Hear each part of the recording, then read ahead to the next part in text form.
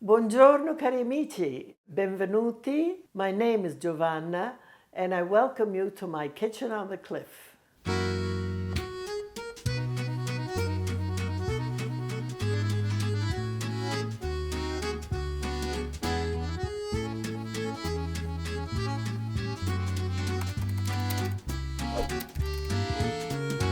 Today we are going to make the quintessential Sicilian Christmas cookie.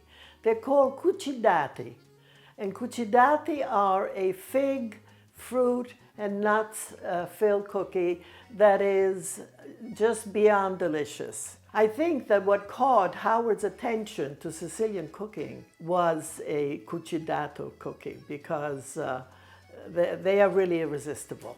Don't be daunted by the number of ingredients. You know, we all want to do everything with 2 ingredients. These are not done with 2 ingredients. But nothing is difficult to find and nothing is difficult to use. You might want to try it out a couple of times, but even if they don't come out perfect, they're going to be delicious anyway. There are many ways of shaping Cuccidati. The way I make them, I shape them into a wreath, and they make wonderful, wonderful little gifts.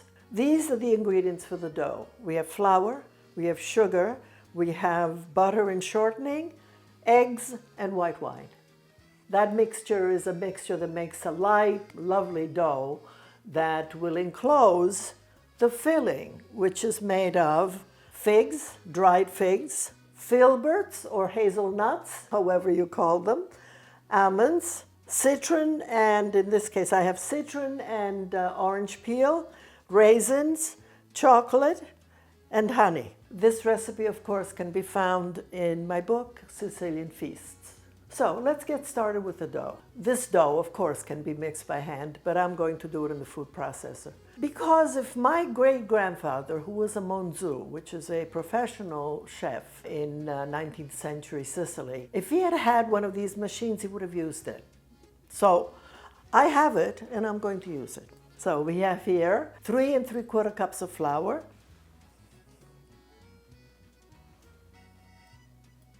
the next thing I'm going to add is the sugar. This is 1/2 cup of sugar. The next thing I'm going to add are the butter and shortening. Now, I'm using 2 types of fat. I'm using butter for flavor, and I'm using shortening for flakiness. If you feel like using all of one or all of the other, that's perfectly fine. So, first I'm going to add the butter. Next, I'm going to add the shortening. I'm pulsing. I want it to be integrated with the flour. I want little bits of fat to remain. So that's done. Now I'm going to add 1 whole egg and 1 egg yolk. And now we turn around and we add the white wine. Let it run. See how the dough is. Let it run a little bit to see if the dough comes together. Okay, it needs a little bit more liquid. And so I'm going to beat the egg white, just to separate it a little bit, because at this point you're going to add a spoonful at a time, not more. I'm going to turn it on and add just a tablespoon.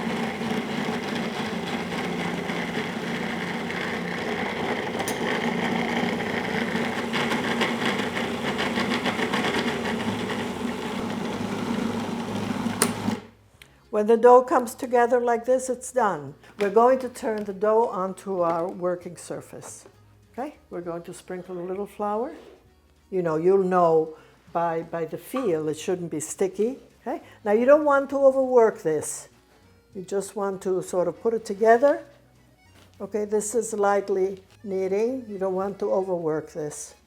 Place the dough on your table and cover it. Now that is going to rest while we make the filling. We just finished the dough and it's resting while we make the filling. All of these ingredients could go into the food processor, but I don't like to do that because then they get all cut up so small that you lose the identity of the individual ingredients. So I'm going to start with the figs.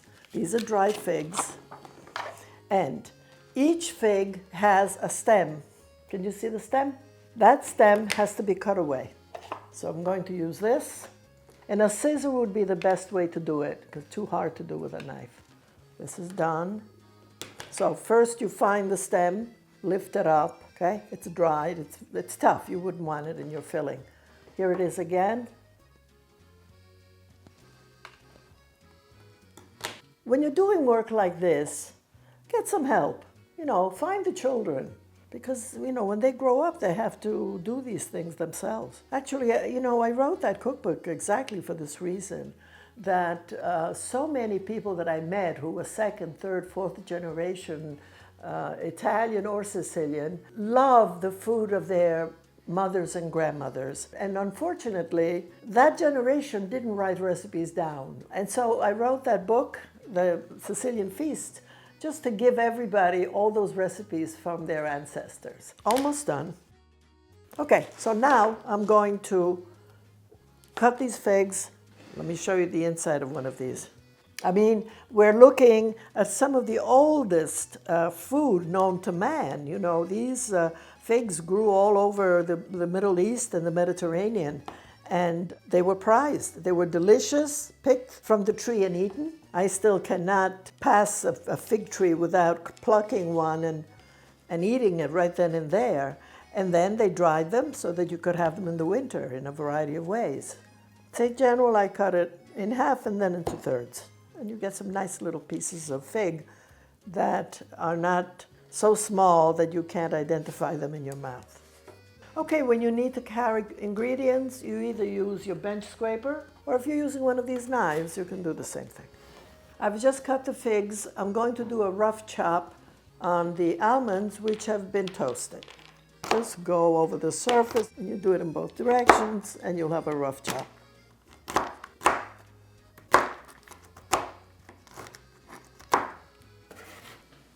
Next, put these in the food processor.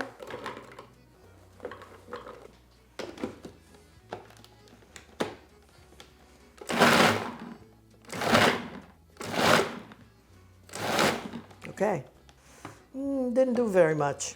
All right, let's add the almonds and do a little bit more.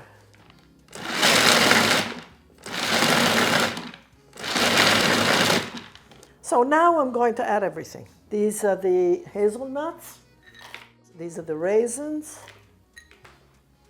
This is a citron. It's chopping everything. I'm now going to add the chocolate chips. Now I'm going to add the honey.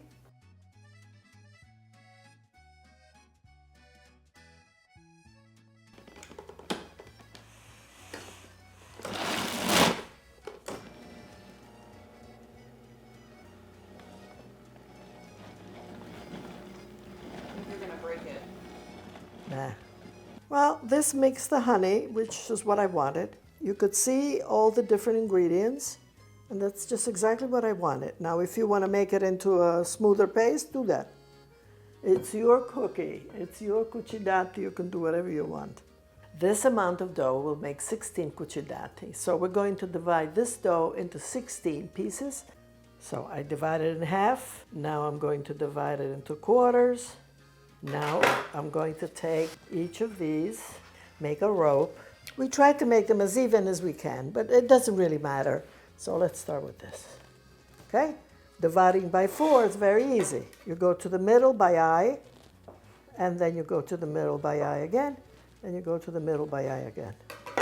So we divide by 2, by eye, and by 2, and by 2. We have 16 pieces of dough, okay? First I flatten it this way, this direction, and then I'm going to flatten it in the other direction.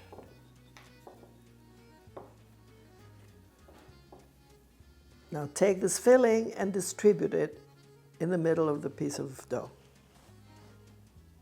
All right, let's be sure that the dough is not stuck to the table. So with your bench scraper, just lift it. We're going to take this end and fold it over the filling. Okay?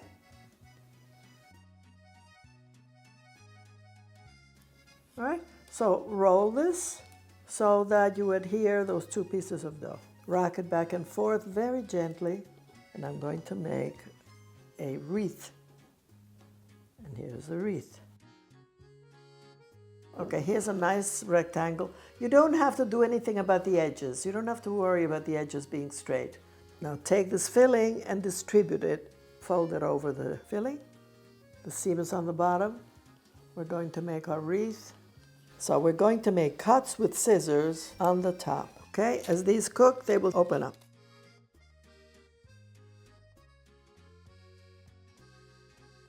Our beautiful cuccidati are going into a preheated 375-degree oven. And in 20 minutes, we will look at them. The cuccidati are in the oven. We have a cup of powdered sugar here, 10x powdered sugar. We're going to add 1 tablespoonful of lemon juice.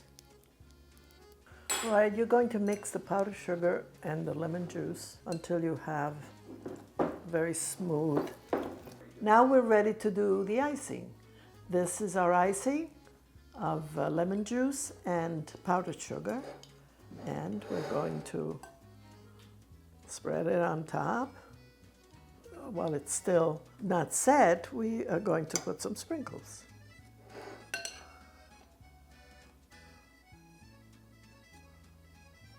Now you know how to make cuccidati. These are your favorite, aren't they? I love them. Oh. I had never heard of them until I met you, of course. Uh-huh. I think it's a kind of funny name, but they are marvelous to taste. I was an instant convert. They captured his heart. These are often served at Christmas time, but there's no reason you can't make them any time of the year. Once you start eating them, you'll fall in love with them and want all your friends and family to have them. So, buon appetito! Buon Natale e buon Capodanno a tutti. Merry Christmas, Happy New Year, Happy Hanukkah, Happy Kwanzaa, Happy Holidays. The dough is beautifully flaky and tender. The fruit and nuts sing in your mouth, and even the little sprinkles are, well, the little sprinkles tell you it's a holiday. These are really holiday cookies. But as Howard said, there's no reason not to make them all year long, anytime. Thank you for watching. I hope you make these, and if you make them once, you'll make them often. Do not forget to subscribe.